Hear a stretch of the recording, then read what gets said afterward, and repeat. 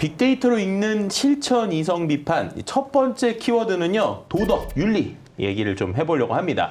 우리나라 사람들은 이 도덕이라는 말을 어떤 맥락으로 쓰는지 오늘도 한번 인공지능을 활용해서 토픽 검색을 한번 실행을 해봤습니다.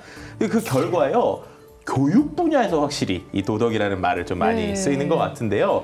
관련 토픽들을 좀 보더라도 생각보다 우리 생활에 직접적으로 쓰인다라기보다는 하나의 뭔가 상징 혹은 뭐 인성이나 인품 뭐 이런 거 성품과 같이 양심 뭐 이런 것과 비슷한 말로 쓰이고 있다라고 볼 수 있을 것 같고요.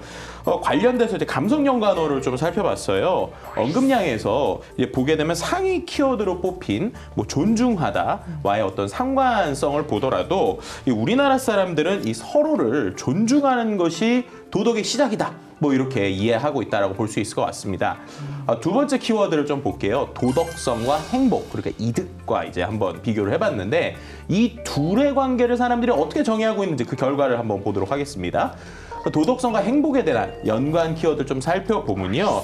보시는 것처럼 이 둘은 함께 가는 거는 조금 어려운 부분이지만 노력하면서 가능하도록 해보자라고 하는 의견이 있었고 또 이 두 가지가 함께하는 것이 중요하다라는 의견들도 볼 수 있었고 역시 변화해야 된다라는 목소리들도 같이 볼 수 있었습니다.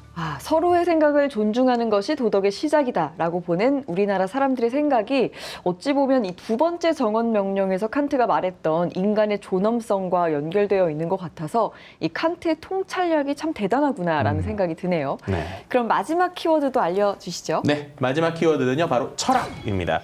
이 칸트 철학의 핵심 중 하나라고 할 수 있는 실천 이성 비판을 이야기하면서요. 과연 이제 빅데이터에서는 철학에 대해서 어떻게 얘기하고 있는가, 우리는 어떤 생각을 가지고 있는지 궁금해서 한번 살펴보게 됐는데요. 일단은 언급량 자체가 앞서 살펴본 도덕에 대한 언급량도 훨씬 높은 수치를 보여서 관심이 컸었고 뭐 관련 키워드들을 보더라도 못한다, 뭐 어렵다, 힘들다 등의 연관 키워드가 좀 보이기는 했어요. 하지만 또 반대로 철학을 통해서 인생이 변화했다. 인생에 있어서 중요하게 생각했기 때문에 노력하면서라도 배우겠다. 뭐 이런 내용들도 볼 수 있었고요. 특히 좀 쉽게 배우기 위해서 이 철학자들의 이야기들을 좀 통해서 공부했으면 좋겠다라고 하는 생각들도 빅데이터를 통해서 참 살펴볼 수 있었습니다.